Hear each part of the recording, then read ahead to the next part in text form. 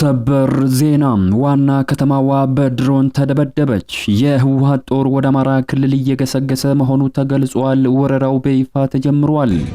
የአክብሮት ሰላምታችን በያላችሁበት የዓለም ክፍል ሁሉ ይድረሳችሁ። የተወደዳችሁ ኢትዮ ፖስት ሚዲያ ቤተሰቦች እንደምን አላችሁ? አዳዲስና ወቅታዊ ሰበር መረጃዎችን ይዘንላችሁ መጥተናል። በቅድሚያ አበይት ነጥቦቹን በማስተዋወቅ እንጀምራለን። የህወሓት ጦር ወደ አማራ ክልል እየገሰገሰ መሆኑ ተገልጿል። ወረራው በይፋ ተጀምሯል። ኢትዮጵያን ከበናታል ያለው በደብረ ጽዮን የሚመራው የህወሓት ቡድን የመጨረሻውን የጦርነት ደውል መደወል መጀመሩ ተገልጿል። ሰሜን ኢትዮጵያ ዳግም ወደ አስፈሪ የጦርነት አዙሪት ውስጥ እየገባች ሲሆን ዛሬ እጅግ አስደንጋጭና አሳሳቢ መረጃዎች ከመቀለ ከወሎ ግንባርና ከ4 ኪሎ ቤተ መንግስት ተሰምቷል። ኢትዮጵያን በሁሉም አቅጣጫ ከበናታል ያለው ህወሓት እጅግ አደገኛ የተባለውን አርሚ 15 የጦር ክፍል ወደ አማራ ክልልና ወደ ኤርትራ አቅጣጫ እንዲገሰግስ ጥብቅ ትዕዛዝ አስተላልፏል። ይህ በእንዲህ እንዳለ ዋሽንግተን ዲሲ በህወሓት አመራሮች ላይ የወሰደውን እርምጃ ተከትሎ አቶ ጌታቸው ረዳ ከ4 ኪሎ ቤተ መንግስት ጉድ ያስባለ መግለጫን አውጥተዋል። ዝርዝር መረጃው በዘገባችን ተካቷል፣ ታደምጡታላችሁ።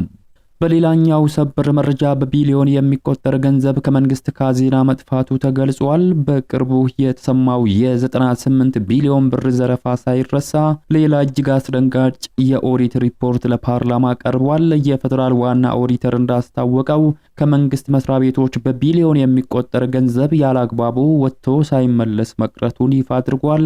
በዝርዝር እናስደምጣችኋለን። በሌላኛው ሰበር ዜና ዋና ከተማዋ በድሮን ተደብድባለች። ወታደራዊ ውጥረቱ ባየለበት ወቅት ዋና ከተማዋ ላይ በተፈጸመው የድሮን ድብደባ በከተማዋ ላይ ከባባድ ፍንዳታዎች መከሰታቸው ተገልጿል። የድሮን ድብደባውን የፈጸመው ማን ነው የሚለውን በዝርዝር የምንመለከተው ሌላኛው መረጃችን ነው። እነዚህንና ሌሎች በርካታ አዳዲስ መረጃዎች በዚህ ሰዓት የመረጃ ጊዜ ወደ እናንተ ይደርሳሉ። ቪዲዮ ላይክ፣ ሀሳባችሁን ደግሞ በኮሜንት መስጫ ላይ በመጻፍ አብሮነታችሁን ገለጹልን። ሚዲያችን ኢትዮ ፖስትን ያልተቀላቀላችሁ ሰብስክራይብ ማድረግ እንዳይረሳ። አሁን ወደ ዝርዝር መረጃው እናምራ። በመጀመሪያም በቢሊዮን የሚቆጠር ገንዘብ ከመንግስት ካዝና መጥፋቱ ተገለጸ። በቅርቡ የተሰማው የ98 ቢሊዮን ብር ዘረፋ ሳይረሳ ሌላ እጅግ አስደንጋጭ የኦዲት ሪፖርት ለፓርላማ ቀርቧል። የፌደራል ዋና ኦዲተር እንዳስታወቀው ከመንግስት መስሪያ ቤቶች በቢሊዮን የሚቆጠር ገንዘብ ያላግባቡ ወጥቶ ሳይመለስ ቀርቷል። የ98 ቢሊዮን ዘረፋው አነጋጋሪነቱ ሳይዘነጋ ከመንግስት መስሪያ ቤቶች 15 ቢሊዮን ብር ያላግባቡ በወጣበት መቅረቱ ተሰምቷል።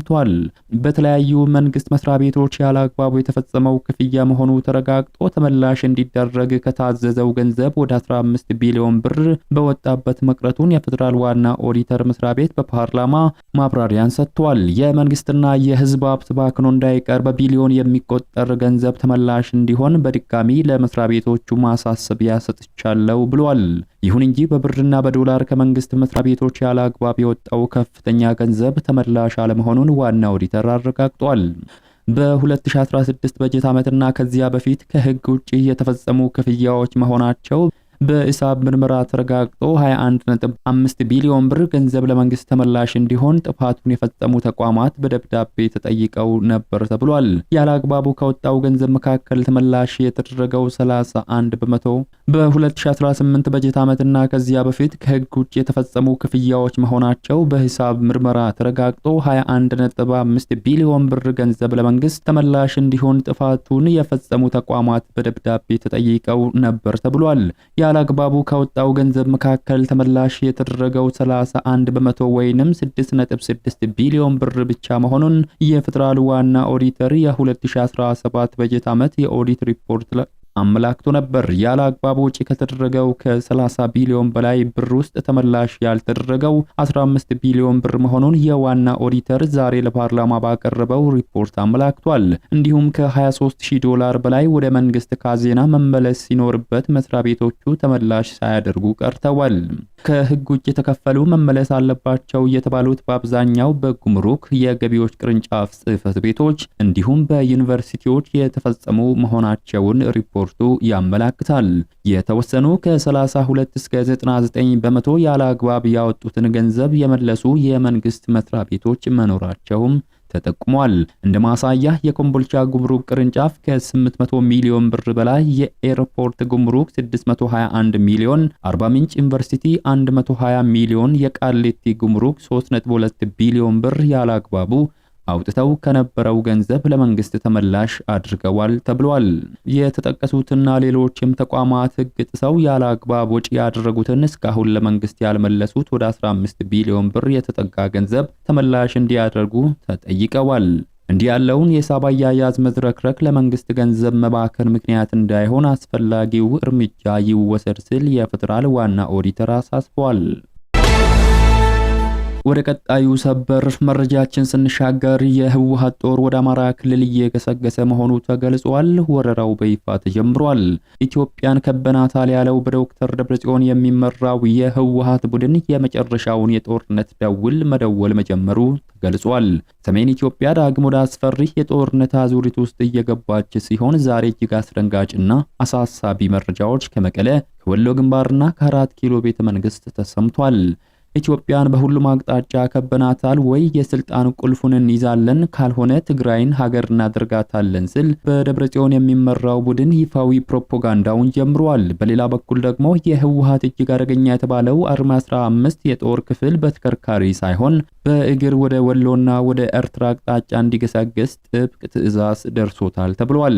ይህ በእንዲህ እንዳለ ዋሽንግተን ዲሲ በህወሓት አመራሮች ላይ የወሰደው እርምጃን ተከትሎ አቶ ጌታቸው ረዳ ከ4 ኪሎ ቤተ መንግስት ጉድ ያስባለ መግለጫን ሰጥተዋል። በፌደራል መንግስቱና በህወሓት ኃይሎች መካከል ያለው ውጥረት ጣሪያ በነካበት በዚህ ሰዓት የህወሓት ታጣቂዎች ወደ አማራ ክልል ወደ ወሎ አቅጣጫ በእግር እንዲገቡ መታዘዛቸው ተሰምቷል። የወጡት መረጃዎች እንደሚያመላክቱት ታጣቂዎቹ ጉዞአቸውን ያደረጉት ቀደም ሲል ውጥረት ወደ ነበረበት ወደ ወልቃይት መስመር ሳይሆን በአላማጣ በኩል ወደ ወሎ መስመር መሆኑ ነው። ነገር ግን ጥያቄው ለምን በእግር ለመጓዝ ተገደዱ የሚለው ሲሆን ወታደራዊ ተንታኞች እንደሚናገሩት በተሽከርካሪ መጓዝ ሊያስከትለው የሚችለውን ከፍተኛ የድሮን ወይንም የአየር ጥቃት አደጋን ለመቀነስና ለጥንቃቄ ሲባል ታጣቂዎቹ በእግር እንዲንቀሳቀሱ ተደርገዋል። በተለይም አርሚ 15 የተባለው የጦር ክፍል በእግር ጉዞን እንዲያከናውን በመቀጠልም ወደ ኤርትራ አቅጣጫ እንዲያመራ መመሪያ እንደተሰጠው ተነግሯል። ይህ ስምሪት በወሎ ቀጠና ላይ አዲስ የፊት ለፊት ጦርነት ለመቀስቀስ የታቀደ ስልት ነው የሚል ከፍተኛ ስጋትን በነዋሪዎች ዘንድም ፈጥሯል። ይህ ወታደራዊ ዝግጅት በዓለም አቀፍ ደረጃ ከፍተኛ ትኩረትን ስቧል። አሜሪካ በሰሜን ኢትዮጵያ እንዲሁም በመላው ቀጠና ያለውን ሰላምና ደህንነት አደጋ ላይ ጥለዋል ባሏቸው የህወሓት አባላትና የቅርብ ቤተሰቦቻቸው ላይ የቪዛ ገደብ መጣሏ የሚታወስ ሲሆን ይህንን ተከትሎ የቀድሞ የትግራይ ጊዜያዊ አስተዳደር የነበሩት አቶ ጌታቸው ረዳ አስገራሚ መግለጫን ሰጥተዋል። አቶ ጌታቸው ረዳ እንዳሉት የአሜሪካ የቪዛ እገዳ በሰሜን ኢትዮጵያ ለተፈጠረው አዲስ ውጥረት ጽንፈኛ ሲሉ የጠሩትን የቀድሞ የህወሓት ቡድን ቀጥተኛ ተጠያቂ ያደረገ ነው። የእርምጃው ትልቅነት በቪዛ መከልከል ላይ አይደለም ያሉት አቶ ጌታቸው ረዳ ይልቁንም ዋሽንግተን በኢትዮጵያ ውስጥ ለተፈጠረው አዲስ ውጥረት ተጠያቂነቱን ሙሉ በሙሉ በዶክተር ደብረጽዮን ገብረ ሚካኤል በሚመራው ቡድን ላይ ማድረጉ ነው ብለዋል። አክሎም ይህንን እገዳ ከዚህ የጥፋት ቡድን ጋር በጥቅምም ሆነ በስትራቴጂ ይተባበራሉ ተብለው ለሚጠረጠሩ እንደ ሻቢያው መሪ ኢሳያስ አፈወርቂ መንግስት ላሉ የውጭ አካላትም የተላለፈ ግልጽ ማስጠንቀቂያ መሆኑን ለኢትዮጵያ ዜና አገልግሎት በሰጡት መግለጫ ገልጸዋል። የደብረጽዮን ቡድን ግን ወታደራዊ እርምጃውን በአዲስ የፕሮፓጋንዳ ስልት አጅቦታል። ከቡድኑ አመራሮች አንዱ የሆኑት አቶ አርዶም በሰጡት ይፋዊ መግለጫ ኢትዮጵያን በሁሉም አቅጣጫ ከበናታል ሲሉ ተደምጠዋል። እንደ አቶ አሬዶም አባባል ከበባው የተፈጸመው በአፋር፣ በአማራ ክልል፣ በሱዳንና በሶማሊያ በኩል ነው። እንዲያውም ከአማራ ክልል ተነስቶ እስከ ቤንሻንጉል ጉሙዝ በመጓዝ ከአሶሳ ኦነግ ጋር እንደሚገናኙ በሶማሊያ በኩል ደግሞ ከአልሸባብ ጋር ግንኙነት አድርገው የታጠቁ ኃይሎች መላካቸውን በይፋ ተናግረዋል። ቡድኑ አክሎም የፌደራል መንግስት ኦባሳንጆንና ሌሎችም ዲፕሎማቶችን እየላከ እየለመነን ነው ካሉ በኋላም ከዚህ በኋላ የሚከተሉት ሁለት አማራጮች ብቻ ናቸው ብለዋል። አንደኛው በፌደራል መንግስት ውስጥ ወሳኝ የሆኑትን የስልጣን ቁልፍ ቦታዎችን መቆጣጠር ካልሆነም ትግራይን ሉዓላዊ ሀገር ማድረግ ነው ሲሉ ተደምጠዋል። በዚህ መግለጫ ሳቢያ በትግራይ ውስጥ የሚኖሩ ነጋዴዎች ሀብታችሁን ለህልውና ትግል ለመለገስ ከተዘጋጁ ካላበረከታችሁ ከእጃችን አታመልጡም የሚል ግልጽ የማስፈራሪያ መልእክት እየተላለፈባቸው ይገኛል ተብሏል። ወደ ሌላኛው ሰበር መረጃችን ስናመራ ዋና ከተማዋ በድሮን ተደበደበች። ወታደራዊ ውጥረቱ ባየለበት ወቅት ዋና ከተማዋ ላይ በተፈጸመው የድሮን ድብደባ ከተማዋ ላይ ከባድ ፍንዳታ መከሰቱ ተገልጿል።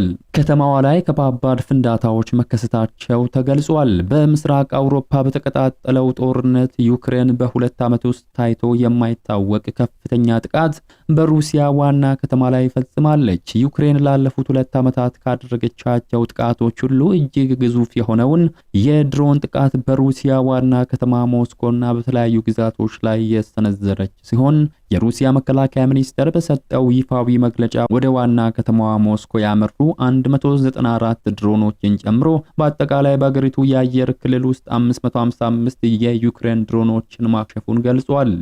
ይህ መጠነ ሰፊ ጥቃት በሩሲያ ላይ ከፍተኛ መደናገጥን የፈጠረ ሲሆን ስትራቴጂካዊ በሆኑ ቦታዎች ላይ ጉዳት አድርሷል። በጥቃቱ ምክንያት በሞስኮ የሚገኘው ግዙፍ የነዳጅ ማጣሪያ ፋብሪካ የተመታ ሲሆን በተለያዩ መሰረተ ልማቶች ላይም ከፍተኛ የእሳት አደጋ ተቀስቅሷል።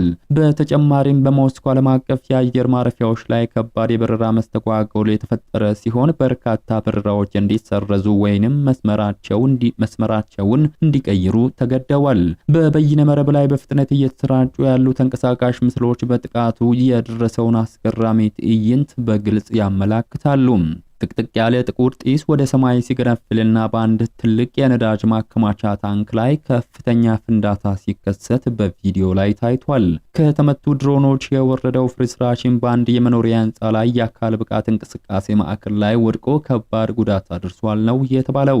የዩክሬኑ ፕሬዝዳንት ቮሎዲሚር ዜሌንስኪ ለህዝባቸው በሰጡት መግለጫ ይህ ወታደራዊ ዘመቻ ሩሲያ በዩክሬን ከተሞችና ንጹሃን ዜጎች ላይ ለምታደርገው ተከታታይ ጥቃት ሙሉ በሙሉ ተገቢ የሆነ ምላሽ ነው ብለውታል።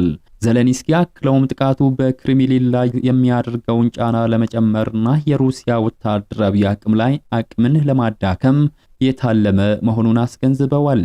ሩሲያ በጥቃቱ ማግስት ወዲያውኑ የኃይል እርምጃ የወሰደች ሲሆን 7 ሚሳኤሎችና 239 ድሮኖችን ወደ ዩክሬን ከተሞች በመተኮስ ከባድ የአየር ጥቃትን ሰንዝራለች ነው የተባለው። ይህ በእንዲህ እንዳለ የሰሜን አትላንቲክ ጦር ቃል ኪዳን ድርጅት ኔቶ መሪዎች በሁለቱ ሀገራት መካከል እየተባባሰ የመጣውን ውጥረት ተከትሎ አስቸኳይ ስብሰባ በማድረግ ላይ ይገኛሉ። መሪዎቹ ለኪየቭ የሚሰጠውን ተጨማሪ ወታደራዊ ድጋፍና ዘመናዊ የአየር መከላከያ ስርዓቶችን ለማጠናከር በምክክር ላይ እንደሚገኙም ተጠቁሟል። የተወደዳችሁ የሚዲያችን ቤተሰቦች ለሰዓቱ ያዘጋጀንላችሁ አዳዲስ መረጃዎች የተከታተሏቸውን መረጃዎች ይመስሉ ነበር። ከሰዓታት በኋላ በሌሎች አዳዲስ መረጃዎች ዳግም እስከምንገናኝ በያላችሁበት መልካሙን ሁሉ ተመኘን።